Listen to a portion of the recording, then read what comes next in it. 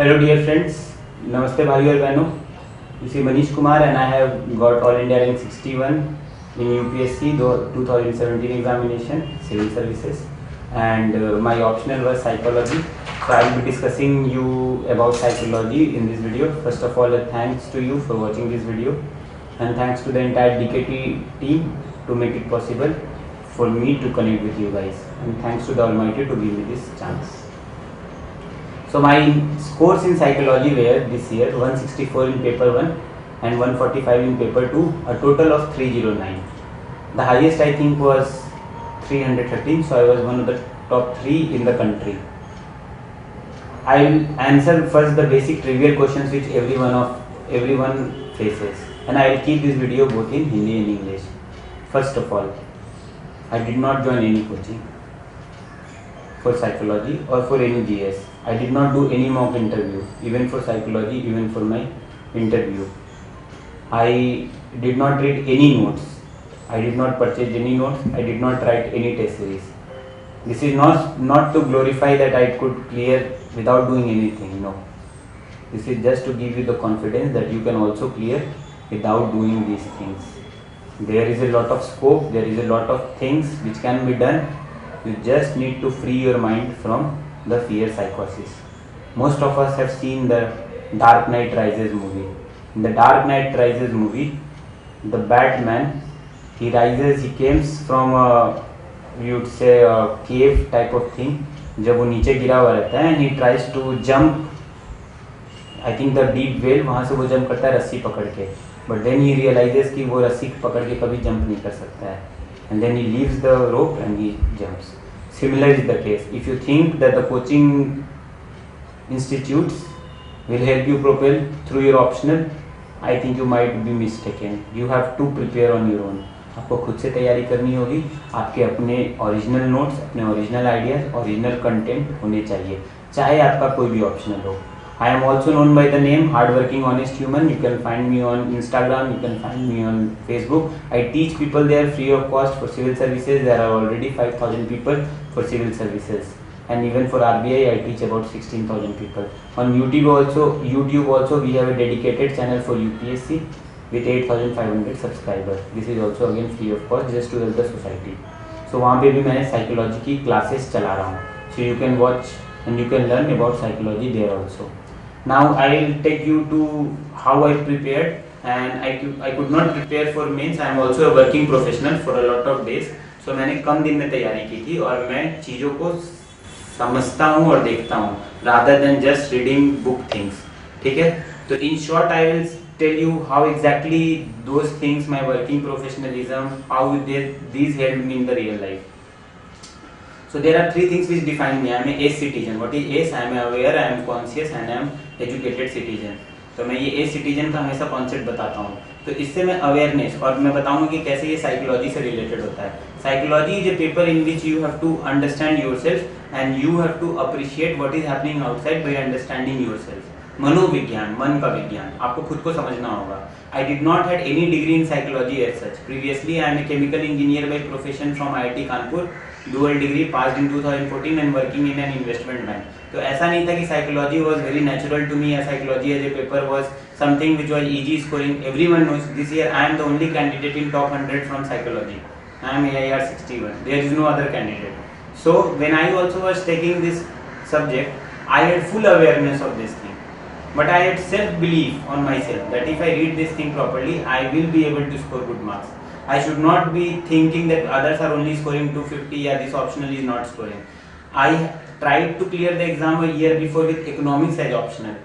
लेकिन जब इकोनॉमिक्स पढ़ने बैठा तो वो चीज़ मुझे सही से फील नहीं हुआ, मुझे एक्स्ट्रा एफर्ट मारना पड़ा. But when I started reading psychology this year, thankfully last year I could not clear my prelims only.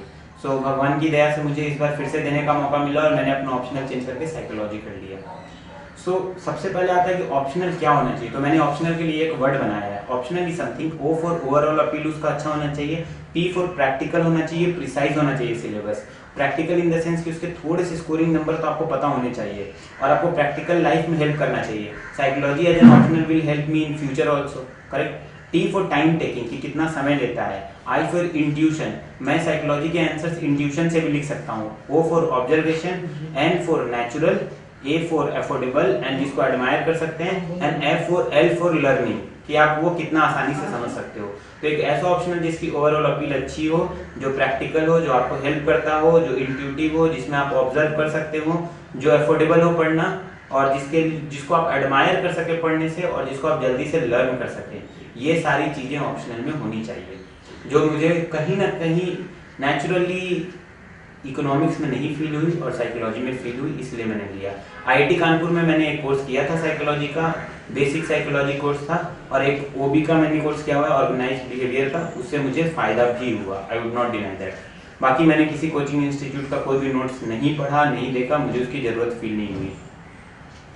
I will take you through some S of my preparation, my suffer, my सोच, my समझ, my संघर्ष, my सुझाव, my संतुलन in preparing, my सामर्थ्य, सहयोग, सेवा, स्वयं, और संकोच और सुविधा। तो देखिए ऑप्शनल में सबसे इंपॉर्टेंट क्या है कि आपका कितना सामर्थ्य है, आप कौन से ऑप्शनल को कैसे पढ़ सकते हैं। तो मैं साइकोलॉजी के लिए ये चीज़ बताऊंगा, साइकोलॉजी के लिए कम से कम किताबें पढ़ें, अधिक से अधिक किताब पढ़ने से आप विचलित हो सकते हैं, आपका सिलेबस कभी खत्म नहीं होगा। ऐसा क्यों बोल रहा हूँ, अगर मैं मान लीजिए ऑफिस जाता हूँ, और मैं ऑफिस अगर पैदल जाता हूँ, और मैं हर बार अलग अलग रास्ते से ऑफिस जाऊँ, तो मैं हमेशा डरा हुआ रहूँगा। लेकिन अगर मैं ऑफिस एक ही रास्ते से रोज जाता हूँ, बार बार जाता हूँ, तो मैं उस चीज़ को एक्सपीरियंस कर चुका हूँ और मैं डेवलप कर लिया हूँ, उसके साथ ईज फीलिंग होता है। सिमिलरली बुक्स के साथ आप एक ही किताब पढ़िए, उसको बार बार पढ़िए, read more from less sources. Similarly आपको साइकोलॉजी में करना है, आपको ऐसा फील होना चाहिए कि सिलेबस लिमिटेड है। अगर आप ये सोच लिए सिलेबस अनलिमिटेड है तो आपसे नहीं हो पाएगा। तो पहले बुक के लिए आपको बैरन पढ़ना चाहिए, या तो सीसारेली पढ़ना चाहिए पहले पेपर के लिए, और दूसरे पेपर के लिए स्मारक स्वयं। इसके अलावा एनसीईआरटीज, इससे ज़्यादा और कम कुछ भी पढ़ने की आवश्यकता नहीं है। आप सीसारेली और बैरन में कोई एक किताब पढ़ सकते हैं, एनसीईआरटीज आप पढ़िए। मैंने एनसीईआरटीज भी नहीं पढ़ी थी। दूसरा काम जो आपको, वही मेरी गलती हुई थी, दूसरा काम जो मुझे लगता है आपको करना चाहिए वो है कि आपको सिलेबस डिफाइन होकर पढ़ना चाहिए कि क्या सिलेबस दिया हुआ है। कोई भी क्वेश्चन सिलेबस के बाहर नहीं आता है। तीसरा, साइकोलॉजी में अगर आपको चीज़ें नहीं भी आती फिर भी आप इंट्यूटिव आंसर लिख सकते हैं अगर आपने प्रिंसिपल्स और philosophy of psychology like learning theories होती हैं, कॉग्निटिव थ्योरी, लर्निंग पर्सपेक्टिव, हर चीज़। चौथा, साइकोलॉजी को इंटरेस्ट के साथ पढ़िए। इंटरेस्ट के साथ पढ़ने का मतलब होता है कि आप चीज़ों को अप्लाई भी करिए लाइफ में अपने आप को। जैसे मेमोरी, तो मैंने ये समझ लिया कि कोई भी यूपीएससी का जो एग्जाम है इसमें 3 कंपोनेंट है, लर्निंग, मेमोरी और देन एग्जीक्यूशन। अगर मैं सिर्फ लर्निंग पर ध्यान दूँ, जो कि सारे स्टूडेंट्स मैक्सिमम देते हैं, और मेमोरी पे ध्यान नहीं दूँ, तो कहीं ना कहीं मैं इस रेस में पीछे हो जाऊंगा। और फिर एग्जीक्यूशन भी बहुत इंपॉर्टेंट है, लिखना। इंटरव्यू में भी यही होता है, आप क्या सोचते हैं, आपकी क्या पर्सनैलिटी होती है, उसको आपको फिर झलकाना भी है उसी पर्सनैलिटी को। I always say one line, be honest with yourself in this preparation even if you are dishonest person. कम से कम खुद के साथ गद्दारी या खुद के साथ बेईमानी ना करें। सो आपको ये 2-3 चीजें ही पढ़नी है, पर शिद्दत से you should be reading it with lot more sincerity. ठीक है। अब जैसे पेपर 2 होता है, पेपर 2 हमेशा किसी भी पेपर का ऑप्शनल का एप्लीकेशन पेपर होता है, इसमें लोगों के अधिक मार्क्स आते हैं। मैंने पेपर 2 अच्छे से पढ़ा था, आई वुड नॉट से कि मुझे उसमें 146 आया तो मैंने खराब पढ़ाई की थी। और पेपर 2 में generally you can score more. आप एक मिथाली सेठ मैम है, इनका आर्टिकल है इनसाइट्स ऑन इंडिया पे, पिछले साल उन्होंने निकाला था, आई थिंक AIR 56, उनका आर्टिकल भी आप पढ़ सकते हैं, उन्होंने काफ़ी डिटेल में दिया है। आप और भी चीज़ें पढ़ सकते हैं अगर आपके पास समय है, मैं कभी उससे डिनाई नहीं करता हूँ, लेकिन बेसिक चीज़ें आपकी कंप्लीट होनी चाहिए। आपको प्रीवियस ईयर पेपर्स देखना चाहिए लास्ट 5-10 ईयर्स का, उससे आपको जनरल आइडिया लग जाता है कि क्या करना है, कैसे करना है। कई लोगों का ये डाउट होता है कि जो हम आंसर लिखते हैं, आंसर कोई रिव्यू करने वाला हो या ना हो। I don't think this is important. I think if you can understand and appreciate your answer, don't look for others to check your answers, कि दूसरे आंसर चेक करके बताएंगे। अगर आपने कोचिंग ज्वाइन कर ली है तो ठीक है, नहीं भी की है तो आप घबराइए नहीं। घबराहट आपके मनोबल को, आपके परिश्रम को कमा देगी। एक और चीज़ मैं हमेशा अपने स्टूडेंट्स को बोलता हूँ और इन जनरल अपने फ्रेंड्स को, मेंस एग्जाम जब आप लिखने जाते हो तो ये जो पूरी यूपीएससी की गाड़ी है वो 4 चीज़ों पे चल रही है। ये एक गाड़ी है जो कि 4 पहियों पे चल रही है। पहला है प्रीलिम्स, दूसरा है मेंस जिसमें एसए और जीएस है, तीसरा ऑप्शनल, चौथा इंटरव्यू। अगर इन 4 पहियों में से कोई एक पहिया भी आपका डैमेज हो जाता है तो गाड़ी आगे नहीं बढ़ेगी, धस जाएगी। तो ऑप्शनल भी उतना ही क्रिटिकल है, इंटरव्यू भी उतना ही क्रिटिकल है जितना मेंस और जीएस है। और जब आप मेंस लिखते हैं तो या तो आप दिमाग चला सकते हैं या तो आप पेन चला सकते हैं। Either your brain will work or your hand will work, both can't work, उतना समय नहीं होता है। सो इसीलिए आपको कई चीज़ें पहले से तैयार करके रखनी होंगी। जैसे ऑप्शनल या जीएस के लिए मेरा जो सुझाव होता था कि मैं रेडीमेड आंसर लिखता हूँ, मैं फ्रेमवर्क्स पहले से प्रिपेयर करके रखता हूँ। एक मैं आपको एग्जांपल दूंगा साइकोलॉजी पेपर 2 के लिए, and then we'll just try to wind it up कि सीमा करके मेरा एक आंसर था। क्वेश्चन कोई भी आए, आपके पास एक ऐसा आंसर होना चाहिए जो हर क्वेश्चन में फिट बैठ सके। एग्जाम्पल, सीमा क्या है? एस फॉर सोशल सपोर्ट, किसी भी सोशल एनर्जी। देखिए, अगर कोई भी क्वेश्चन साइकोलॉजी का आता है, मान लीजिए कि आपको स्वच्छ भारत अभियान के लिए लोगों को ये करना है, गाइड करना है, या एक कोई बच्चा है जिसका मेंटल स्टेट प्रॉब्लम है, या कोई ड्रग एडिक्ट है, यही सब सिलेबस है पेपर 2 का। काफी अच्छा, काफी इंटरेस्टिंग है। तब आपको क्या लिखना है उसमें? सबसे पहले एस क्या होगा आपका? Social energy. आपको सोसाइटी को प्रेरित करना पड़ेगा। आप ये नहीं बोल सकते गवर्नमेंट ये करेगी, गवर्नमेंट ये करेगी। No, the society has to take the lead. The social energy, Gandhi ji ने आजादी सोशल एनर्जी से हार्नेस की। Number 2, I for institutional support. कहीं ना कहीं गवर्नमेंट का सपोर्ट होना भी जरूरी है। इंस्टीट्यूशनल लॉज होने चाहिए। मान लीजिए आपके घर के बगल में एक नाला जो खुला हुआ है, तो अगर सोसाइटी नहीं चाहती है कि नाला बंद हो तो नहीं होगा। उसके बाद आप म्युनिसिपल को बोलेंगे कि there has to be an institutional framework कि हाँ आप नाला बंद करिए। तीसरा होता है एजुकेट, ई फॉर एजुकेशन। सीमा का ई फॉर एजुकेशन, SIEMA। आपको लोगों को जागरूक करना पड़ेगा। अगर नाला खुला हुआ रहा तो मच्छर आएगा और उससे आपको मलेरिया हो सकता है, तो नाला बंद होना जरूरी है। चौथा होता है M फॉर रोल मॉडलिंग। आपके पास एक रोल मॉडल होना चाहिए। अमिताभ बच्चन दरवाजा बंद कैंपेन के रोल मॉडल हैं। वो बोलते हैं कि स्वच्छ शौचालय, सुलभ शौचालय होना चाहिए। उसी तरह से होना चाहिए एक रोल मॉडल, आपका एक लीडर जो बोले कि हाँ भाई नाला बंद होना चाहिए, राइट। और पांचवा ए होता है एटीट्यूडनल चेंज। तब जाके समाज का एटीट्यूड चेंज होगा, तब जाके लोगों में जो परिवर्तन जिसकी उम्मीद हम कर रहे हैं वो आएगा, और तब जाके वो नाला बंद हो पाएगा, तब जाके आपका आंसर कंप्लीट हो पाएगा।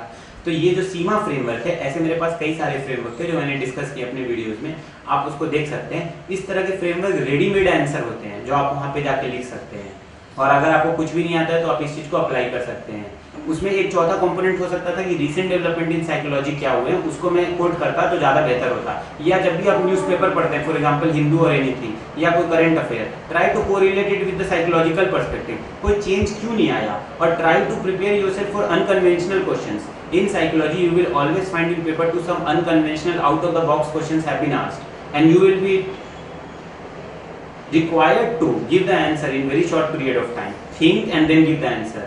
ICT से क्या परेशानियां हो रही हैं, बच्चों को क्या प्रॉब्लम्स हो रहा है, स्वच्छ भारत अभियान क्यों अच्छा है, क्यों फेल कर सकता है। There are multiple questions which can be asked. आपको सोचने का अपना दायरा बढ़ाना पड़ेगा, आपको एक्सपीरियंस भी करना होगा चीजों को। सिर्फ बुक के ज्ञान से psychology can not be excelled. आप उस चीज को अप्लाई करिए। मैं जैसे बच्चों को पढ़ाने जाता हूँ तो वहाँ पे मैं चॉकलेट लेके जाता हूँ। चॉकलेट देने से उनको रीइंफोर्समेंट होता है, रीइंफोर्समेंट होता है तो वो और अच्छा पढ़ाई करते हैं। लेकिन जो अच्छा बच्चा है, जो तेज बच्चा है, उसको मैं अगर हर बार चॉकलेट दूंगा तो वो धीरे धीरे सिर्फ चॉकलेट के लिए अच्छा पढ़ाई करेगा। तो उसको चॉकलेट धीरे धीरे देना बंद करता हूँ। जो कमजोर बच्चा है उसको ज्यादा चॉकलेट मिलता है। तो इस तरह से आपको वो समावेश देखना पड़ता है कि हाँ कहाँ पे आपको वो internal reinforcement, external reinforcement, internal motivation, external motivation, learning motivation, जो भी चीजें आप जो देखते हैं साइकोलॉजी में पढ़ते हैं, सब चीज अप्लाई हो सकती है, सब चीज आपको यूज होगा। कई लोग बोलते हैं इसका एप्लीकेशन कहाँ है पूरे यूपीएससी में। पूरा यूपीएससी कोई भी एग्जाम में साइकोलॉजिकल पर्सपेक्टिव ही है। आपको अपने नर्व्स को कंट्रोल करना पड़ता है। इंटरव्यू में आपको साइकोलॉजी से ये फायदा होता है कि आप इंटरव्यूअर के साइकोलॉजी को समझते हैं कि वो क्या पूछने वाला है, वो क्या सोच रहा है, वो आपके बारे में क्या सोच रहा है। मुझसे पहला क्वेश्चन ही इंटरव्यू में मैं गया और मुझसे पूछा गया कि आपसे आपका लिव इन रिलेशन पे क्या व्यू पॉइंट है। It is not something which is asked generally to any student, but I understood why he has asked this question, so this will help you in the longer run. ठीक है, psychology पढ़ने से exam निकले ना निकले, आपकी जिंदगी बहुत अच्छी हो जाएगी। आप चीजों को अप्रिशिएट करने लगिएगा, आप चीजों को अच्छे से समझने लगिएगा। बाकी पढ़ने के लिए मटेरियल है, नोट्स हैं। मुझसे बोला गया था कि इफ पॉसिबल नोट शेयर कर दें। मैंने अपने फेसबुक ग्रुप पर काफी सारे नोट शेयर कर दिए हैं। आप जब मन ज्वाइन करें, देखें, उस चीज से आनंदमयी होकर पढ़ें। जो लास्ट चीज मैं कहूंगा, जो साइकोलॉजी का सबसे इंपॉर्टेंट पिलर पढ़ाया जाता है, वो क्या पढ़ाया जाता है? Internal happiness. अगर आप खुश नहीं है तो आप जिंदगी को नहीं जी रहे हैं। खुश रहना सीखिए। एग्जाम आते रहेगा, जिंदगी सबसे बड़ा एग्जाम है, उसमें आपको सफलता हासिल करनी है। ठीक है, all the very best. I hope this was meaningful and you can watch and follow me and you will definitely get to learn more about things whatever you want to do. चलिए, ठीक है, thank you so much DKT and thank you everyone for watching this video.